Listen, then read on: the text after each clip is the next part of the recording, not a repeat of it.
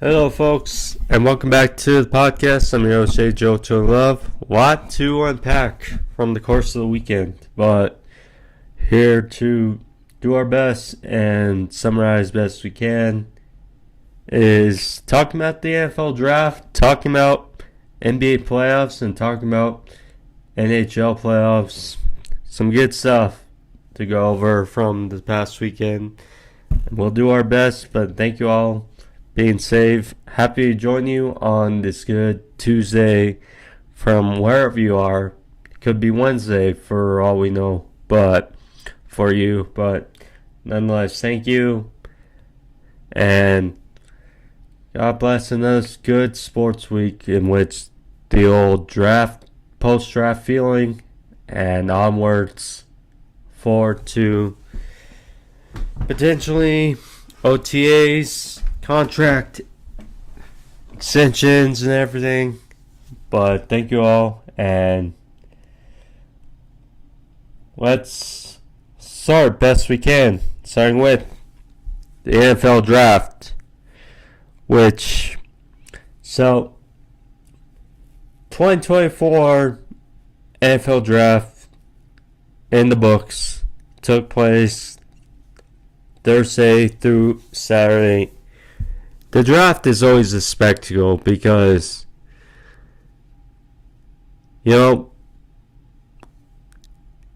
a lot. It's the NFL's lottery in the sense of,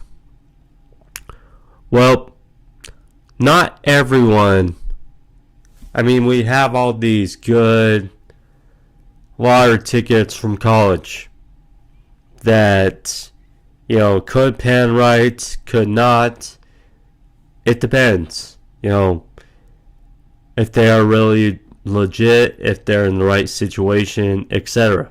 Some pan out and become stars, some don't and become busts. It's unfortunate, but it's the nature of the game, and it's always interesting to see who gets who and what goes down. But the NFL draft was certainly a blast. So what I'll do is I'll go down the first round first, and then I'll talk about which teams I think won or had a very good draft as opposed to the others. So, let's start off, shall we? So, first stars in the first round.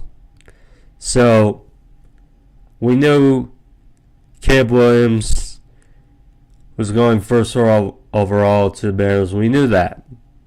And Jane Daniels, again, just had a feeling with Cliff Kingsbury and new matter on offense, the Heisman winner. It's going to be interesting in Washington. Drake May, third, certainly felt like a wild card. It was basically him. It was one of three things. Either they take Drake May, or you could say one of two things. Either they take Drake May, J.J. McCarthy, Marvin Harrison, or they trade back. That was not the case. They need a quarterback. Drake May, even though it's unfortunate how it happened with Mac Jones, but time for new Drake May. Big arm, strong arm quarterback from UNC. Going good. So, Marvin Harrison then felt like pretty obvious. It's going to be fun. Literally 20 years ago, they took Larry Fitzgerald at number 3. And now, taking the son of the Hall of Famer Marvin Harrison Jr., who's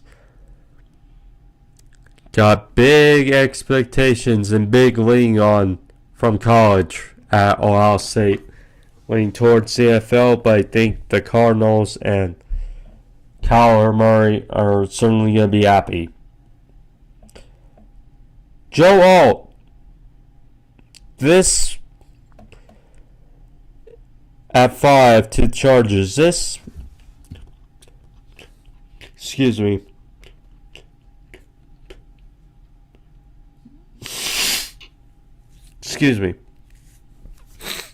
This is when it first felt like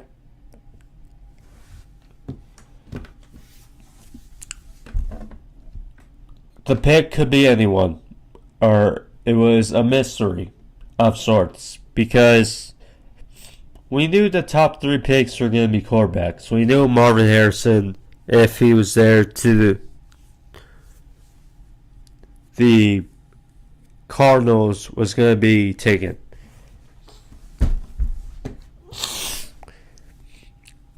The 5 was the first pick where it seemed like a mystery.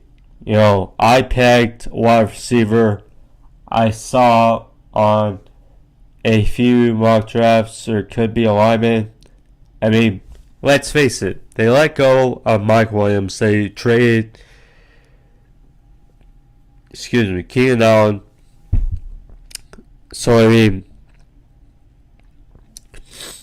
a flurry of young receivers, but how would they pan out? Well, they did address wide receiver, certainly. Draft, just first round. And Joe Alt, they take the best lineman available for Jim Harbaugh. You know, look, Justin Herbert is the big investment.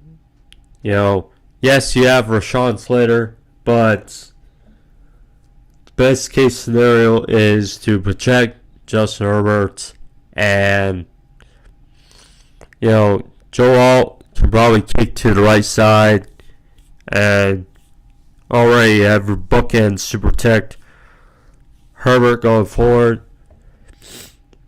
And, you know, again, in the division where it's once again unknown, because besides the Chargers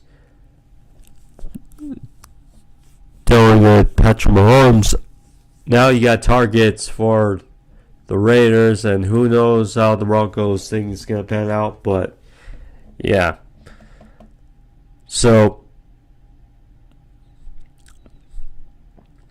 6 in also was a unique watch, because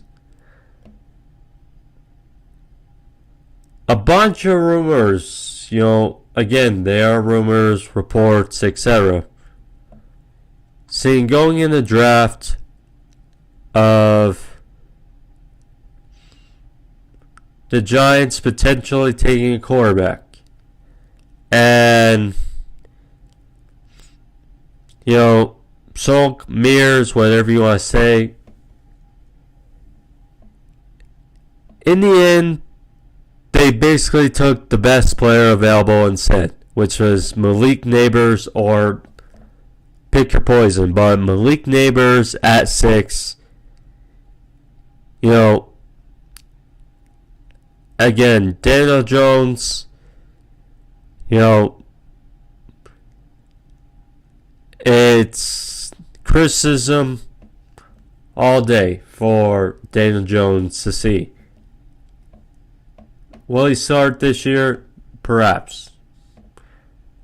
Malik Neighbors could work for him. We'll see. It's definitely going to be weird for that fan base, I would say. But they get a great, talented receiver from LSU to pair up potentially with Jalen Hyatt. They can try again. And, yeah, we'll see. Number 7, with the Chargers taking Joe Alt and many were pegging Joel out to the Titans. Next guy up for Titans, I think they still enjoyed it, which J.C. Latham from Alabama. He was there for Pickens. Look, at the end of the day, you need protection for Will Levis. I mean, you have weapons allure on offense now, particularly at wide receiver, but now you got protection. I mean, since Taylor won, they have not had a solid left tackle, and potentially Latham can be the guy. You know, perhaps Pierce Karatzi, maybe he moves around. I mean, I know he's drafted pretty high up last year, but unfortunately he did have an injury-riddled rookie season, so we'll see. But yeah.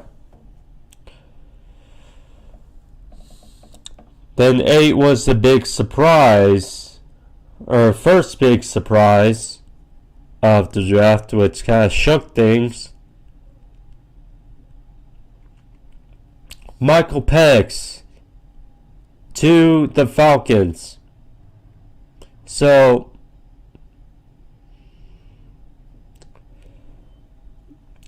I watch the NFL Network as opposed to ESPN when it comes to the draft. Just how I prefer. And literally right before, now,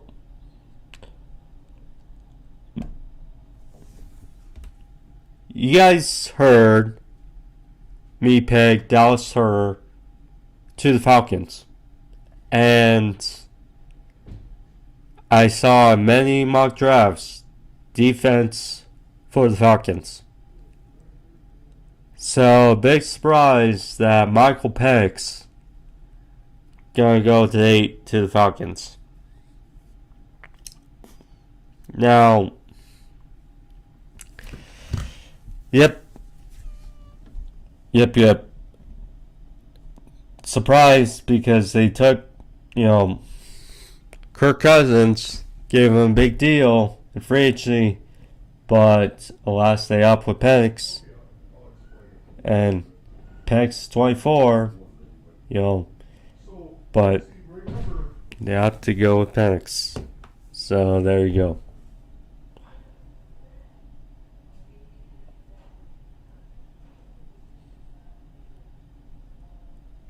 So 9, with the Bears' second pick, they went with Rome Odunze to pair up with Keenan Allen and DJ Moore. So that's a hell of a trio at wide receiver for Caleb Williams. So very good. The first real trade was JJ McCarthy, in which the Vikings moved up a spot with the Jets to take him. Nonetheless, they got their guy, JJ McCarthy, at 10.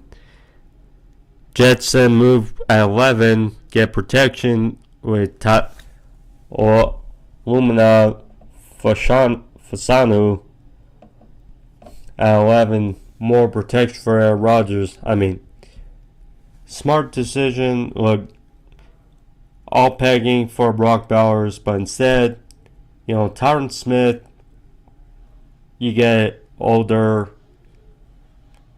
lineman. Yes, he's great when healthy, but since last couple of years, hasn't gone through a full season. So, we'll see. Bo Nixon, 50% of the first 12 picks, quarterbacks. Bo Nix out of Oregon.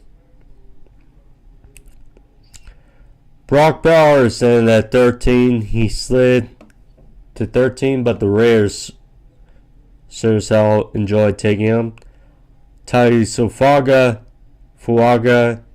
to 14 to Saints. Latu, 15 to Colts, 16 Bauer Murphy to Seahawks, 17 hell of a first round for Vikings. I'd say take Dallas Turner then.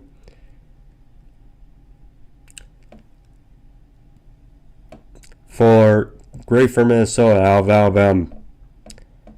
18 Mims, Emarius Mims, great for him. The big guy out of Georgia, big old lineman to the Bengals. 19 Javers, Rams. Troy Fatanu, then Steelers 20.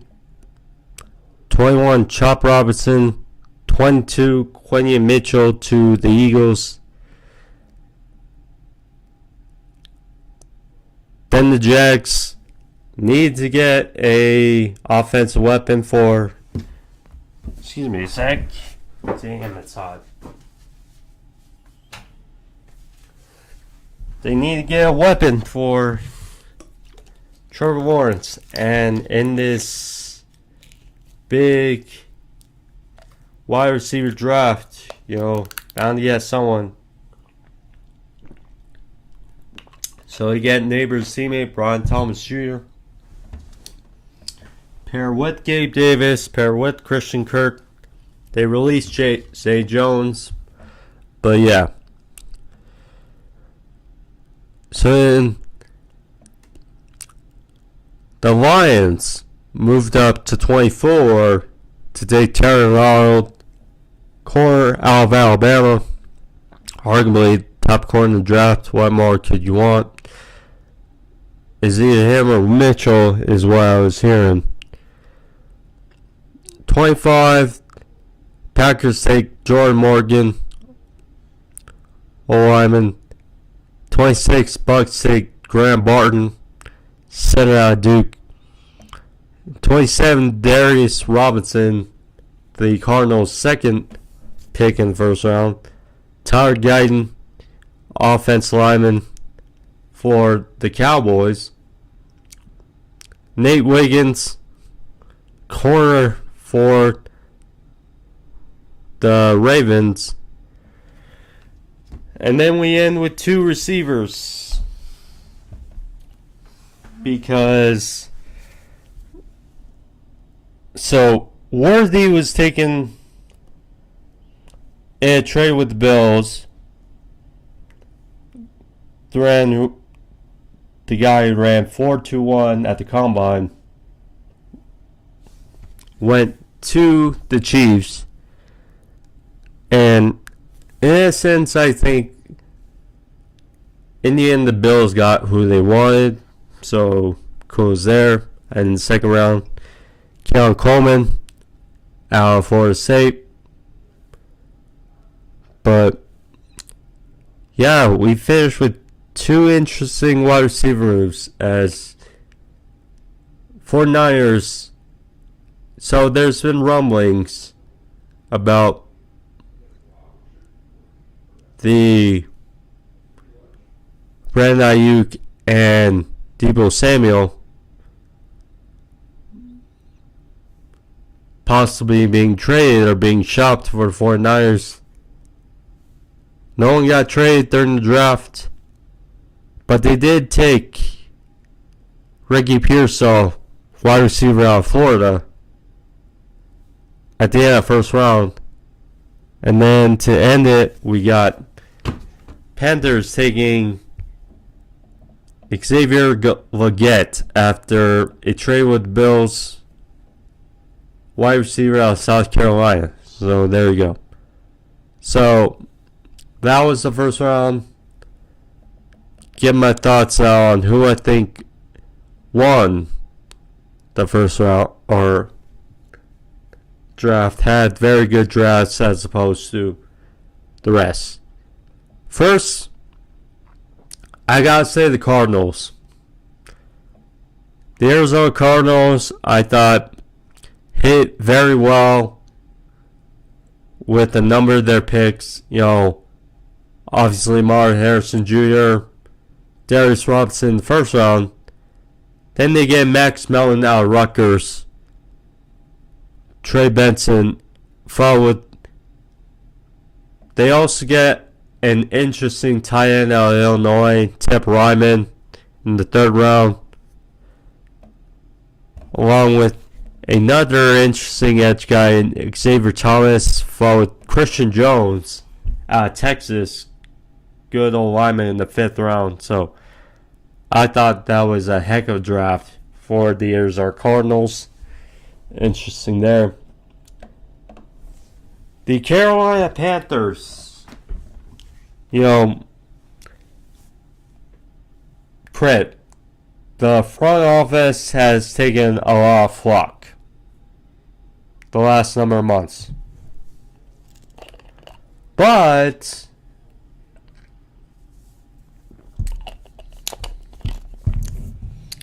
I gotta say, I think they did pretty well with this draft. I gotta say. So, Xavier Legette, bit of a wild card as far as these wide receivers taking in the draft, but still solid foundation for Bryce Young.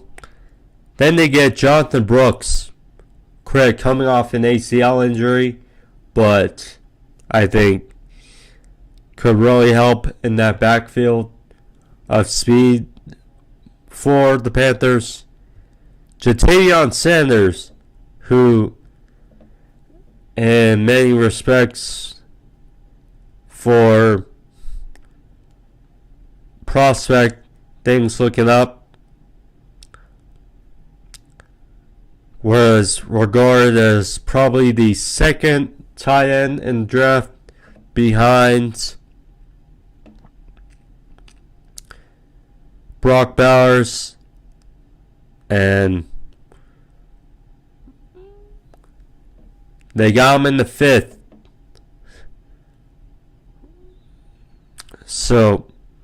Or fourth, excuse me, but very good for the Panthers. And then Michael Barrett,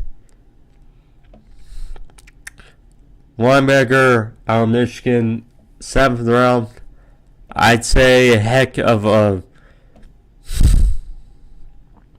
draft for the Carolina Panthers. They only have 5 picks, but I thought they did very well for the picks that were given. Chicago Bears, they nailed it in the first round with what they need to get right. They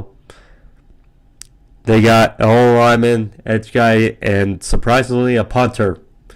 Torrey Taylor out of Iowa, 4th round, but interesting there.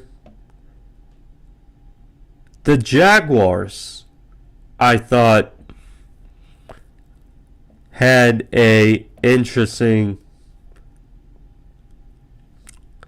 draft as well. Getting Brian Thomas Jr. in the first round, a wide receiver very needed. Then they get 2 big defense linemen out of LSU, not only Mason Smith, but Jordan Jefferson as well. Very cool is there. They need help on the defense. They also probably need another offensive lineman, definitely. So Javon Foster out of Missouri, very key there. Miles Cole to help in rotation as far as pass rush, Texas Tech, cool is there. Yeah, 2 quarterbacks as well to help out that secondary. Good. The Chargers, first draft with Jim Harbaugh as the head coach.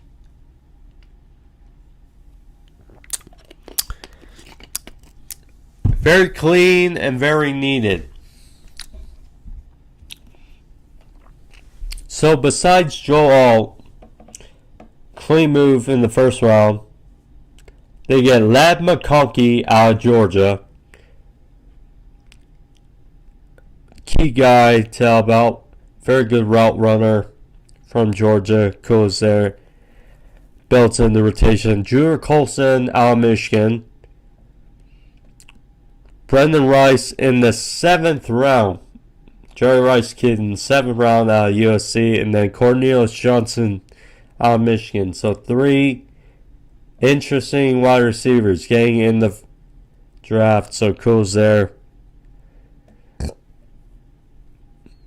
Yeah. Heck of draft. Well,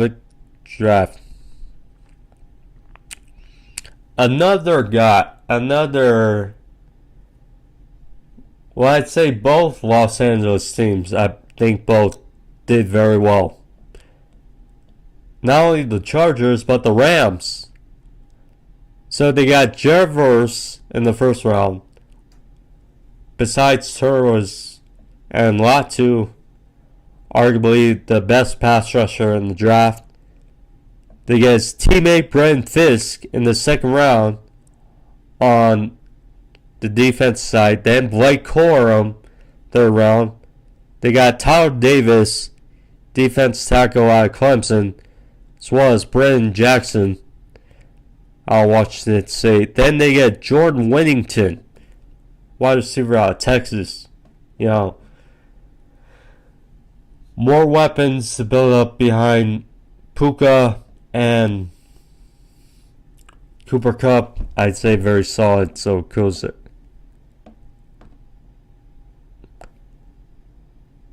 Feels weird to say, but I think the Vikings did a solid job as well. You know, not just in the first round, getting McCarthy and Dallas Turner, but Kyrie Jackson out of Oregon. Thought that was a good move. And then get Roos and Jurgens help on the O-line.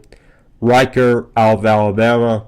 You know, they lose Greg Joseph to Green Bay. Get another kicker. Who's been solid for Alabama the last number of years. Kudos run there. Saints had some interesting value, I'd say, in the draft as well, as they got Fuaga in the first round out of Oregon State. How about the line? Kool-Aid McKinstry in the 2nd round. Now, after that, they were pretty much flush until the 5th round, but they managed to get Spencer Rattler in the 5th round. You know, Derek Carr, I like him, but he comes with a lot of criticism. And, you know, certainly a guy to help nurture and teach behind Derek Carr. Spencer Rattler, solid job. And for them there, Bob Means out of Pittsburgh, nice pick there. Christian Boyd, I'd say very much as well. Northern Iowa. The Jets, I thought, did very well. Goes from there. Fashanu. Then they get Corley out of Western Kentucky. Brandon Allen out of Wisconsin. Jordan Travis. Interesting pick. 5th round. Florida State. I mean, it's like he was having a Heisman season before he got hurt. Now, luckily, you know, they have Aaron Rodgers, they have Tyrod Taylor, so plenty of teaching ahead of them for Jordan Travis as he heals back from his injury. So, great job for him. Yeah, I thought they did pretty well at the start. The Eagles, Howie Roseman, Holly Roseman continues to do well. I don't know what else needs to be said, but great job. Great job for the Eagles.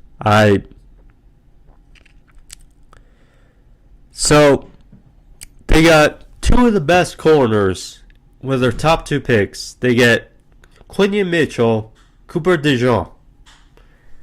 Okay? They get Will Shipley out of Clemson. They get Trotter out of Clemson as well. Linebacker. Whose dad played with the Eagles. Then they get Johnny Wilson, the big wide receiver as well from Florida State. I mean, we talk about Keon Coleman, but Johnny Wilson as well. He could be a tight end, honestly. So, yeah. But very solid. The Steelers, I thought, had a heck of a draft as well. Okay, they got Troy Fatanu, Zach Frazier, Roman Wilson, Payne Wilson as their top four picks. I mean, for the best, Roman Wilson, I originally had them taking one of those top receivers in the first round, but I get it. George Pickens is number one guy after trading away, certainly, Deontay Johnson. Do need some receiver help, but Roman Wilson flourish certainly in his final year at Michigan. Payne Wilson, a guy that many thought could have been taken earlier, but he fell to Steelers. Very kudos for them. Taking McCormick as well, so kudos there for the Steelers.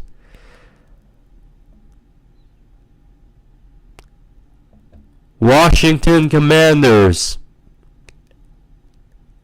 Felt like they had a dozen picks. But credit to Adam Peters and the new front office for the Commanders. So, very kudos to them there. But, okay, so they got Jay Nails, first round. They got Johnny Newton, defense lineman out of Illinois. Mike Sanderson, corner out of Michigan. They get Ben Snott, who's kind of a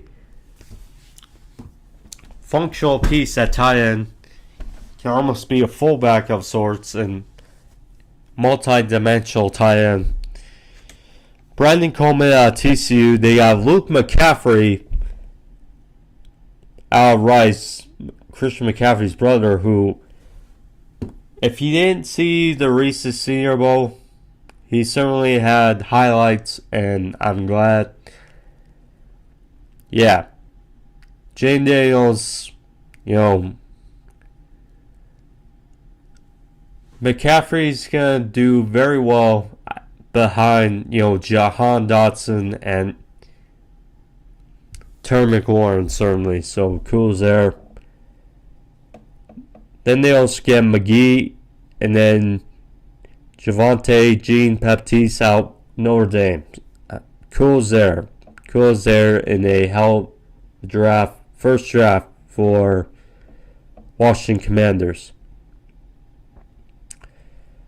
So, I mentioned them briefly, but because they did not have a first round pick. Buffalo Bills took a number of flack or criticism for their start in the NFL draft. So, basically, at the end of the first round, again, number of top receivers, we know they're going to take a receiver after trading away Diggs. So, but I think the first move is them trading to the Chiefs, allowing the Chiefs to take Worthy, best guy currently in the NFL. That's big move. I mean, look, can say what we want, said that didn't want Chiefs to take any receiver, but at the end of the day, they were going to take someone. So, yeah. But, so, then they fall to last pick of first round, and then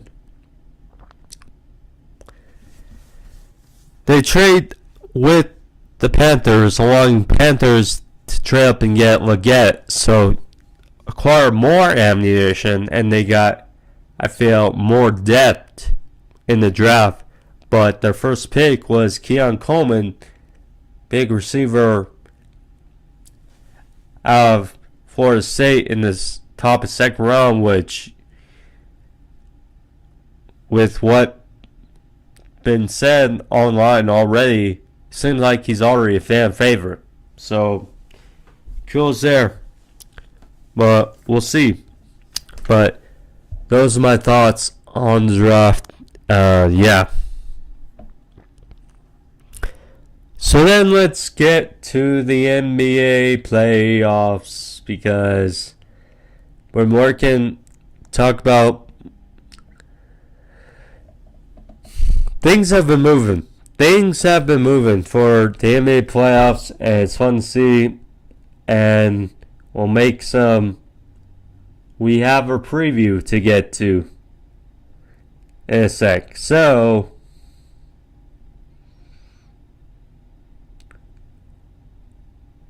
right off the bat. So first, Mark Daigneault named Coach of the Year. The head coach of the Oklahoma City Thunder. Kudos to him. I mean, he was in contention last year, but ultimately didn't take it.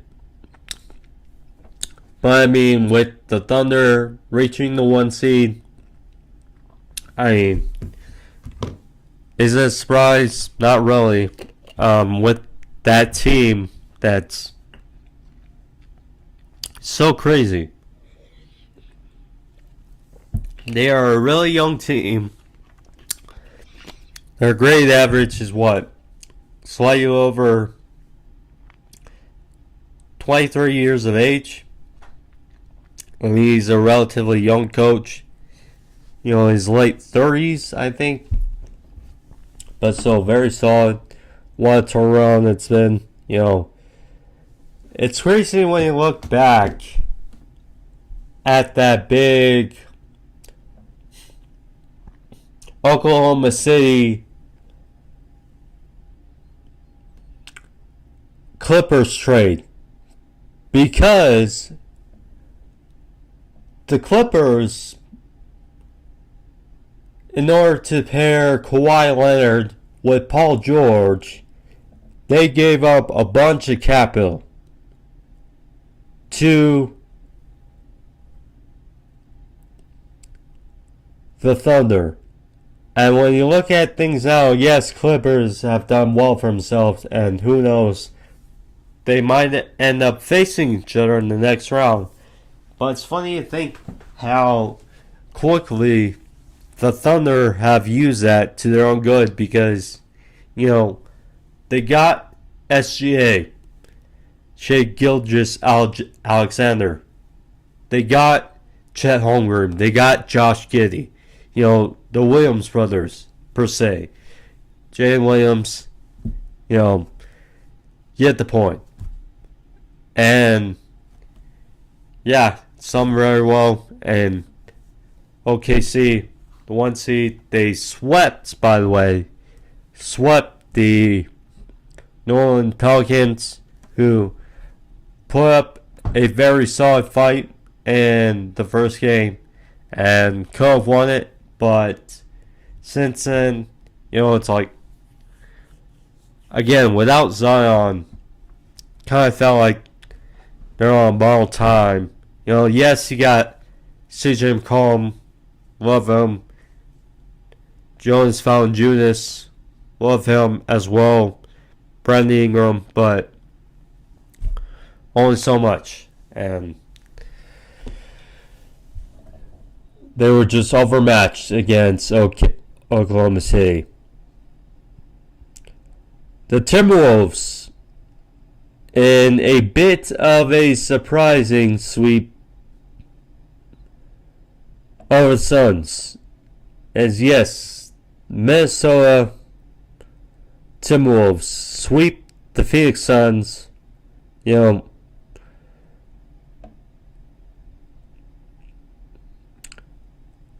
a way, you could say that, and I said it as well, the worst matchup, in a way, for out of the teams available were the Wolves facing the Suns, because they swept them in the regular season. We know how very good Booker, KD, Brandon Beal, although he's been inconsistent this year, coming over in the trade.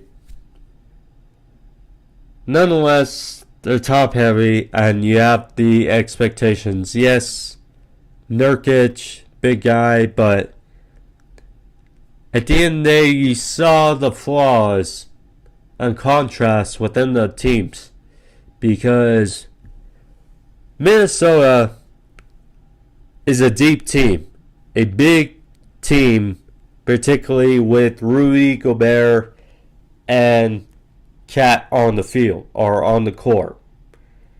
So you got the size. Anthony Edwards, Naz Reid, he's the 6th player of the year. Very good. He's not as big as Rudy or Cat, but still a pretty big fellow. So, you got those guys for size. Then you got some very good shooters who can provide when the big guys are not doing well. You got Mike Conley, veteran. Alexander Walker, who at times has shown big this season and in the playoffs. You got one turnaround. Certainly he has helped this roster as well. Jay McDaniels being healthy for these playoffs as well. He's tough. And then you got the big X factor for them, and that's Anthony Edwards. I mean, the more you watch him, he's only 22. And you just know future is bright for Minnesota. Future is as relatively bright as it's ever been. I mean, with his hunger, with his flight, killer instinct of sorts. And yes, KD, he has shown aberration for him being his favorite player ever watch, but like he said, he's the one who sent them home. And yeah. Before I get into a bit of a preview of that series, gotta talk about their opponents in the next round. Denver Nuggets. It took 5 games. It took the gentleman's sweep. But they took out the Los Angeles Lakers in 5. Very solid for the Nuggets. Now,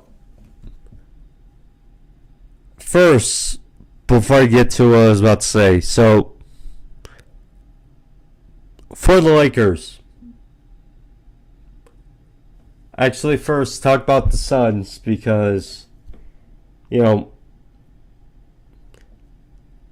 so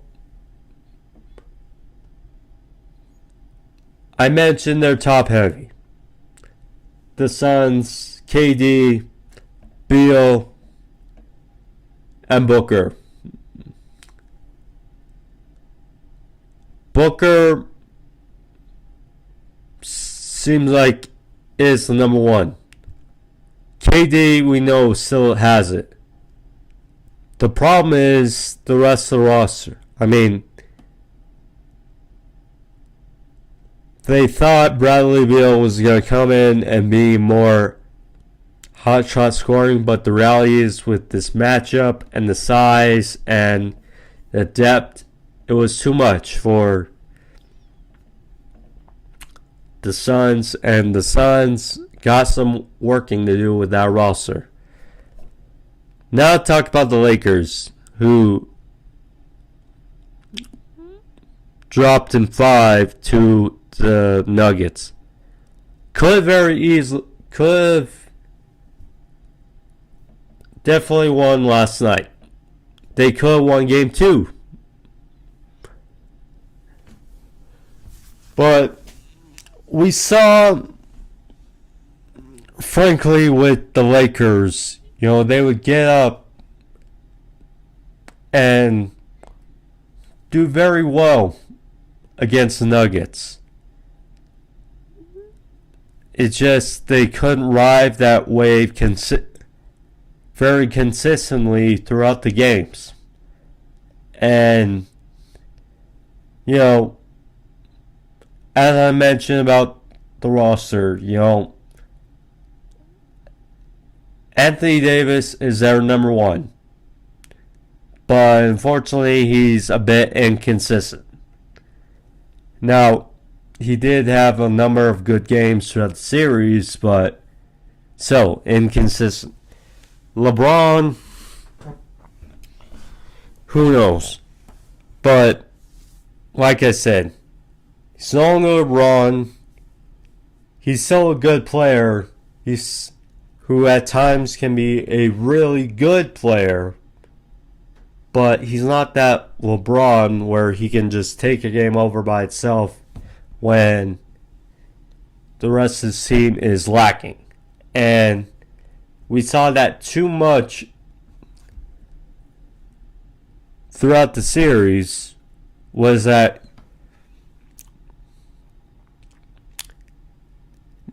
D'Angelo Russell, who would hit some shots but being consistent. Austin Reeves, he did have very good in the second half, but he was inconsistent. Not as much. Rui Hachimura, inconsistent.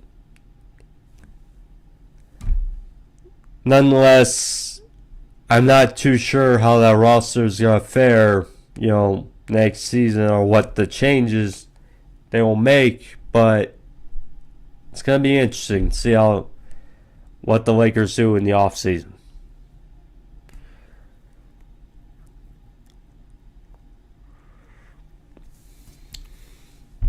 Now, let's get into it. Because Saturday, Game 1.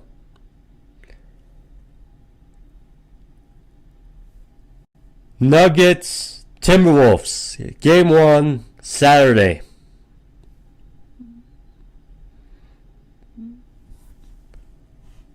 Winner goes to the Western Conference Finals.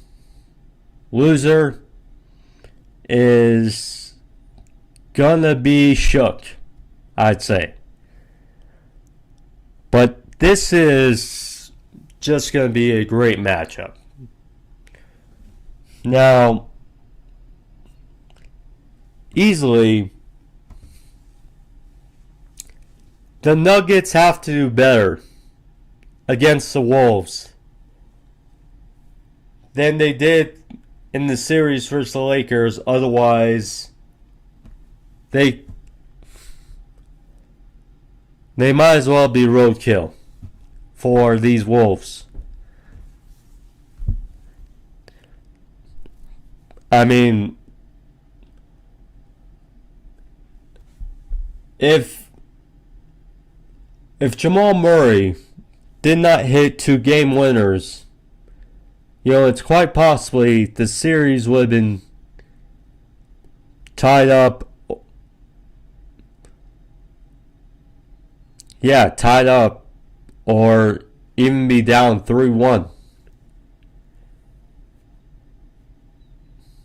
But you get the point. And with this Wolves team, it's intriguing to see how they've done, so on and so forth. I just mentioned the roster, the big guys, the depth, Edwards. It's going to be fun. See that pairing off again with Jokic, Jamal Murray. He didn't look hampered last night, certainly, even though he came with a calf issue. But, I mean, those two, you got Gordon, you got Michael Porter Jr., you got Caldwell Pope, who's done some swell things for the playoffs this year, so we'll see. But it's going to be a fun series to watch, certainly. So then last but not least, let's talk about hockey, as the NHL playoffs also have been on the way. And always a treat to see the ice on the floor. So, New York Rangers sweep the Washington Capitals after a recent 4-2 victory, and they're likely to face the Carolina Hurricanes up next in the next round, who are up 3-1 on the Islanders, so it doesn't look like it'll be a New York versus New York slugfest, but we'll see. Interestingly enough, but yep. So the Florida Panthers, who we know were the darlings last year of the Stanley Cup playoffs, have underway beat the Tampa Bay Lightning in 5 games after a impressive 6-1 victory. Yeah, Florida Panthers moving on, and likely face Boston in a rematch of the first round last year, as Boston is currently up 3-1 on Toronto, the Maple Leafs. So we shall see. But for now, guys, that's is all for today after a good summer weekend of fun-filled sports. Time to wrap it up, unfortunately. But nonetheless, thank you all for joining me. I'm your host, Joe Love. See you guys next time. Adios and peace.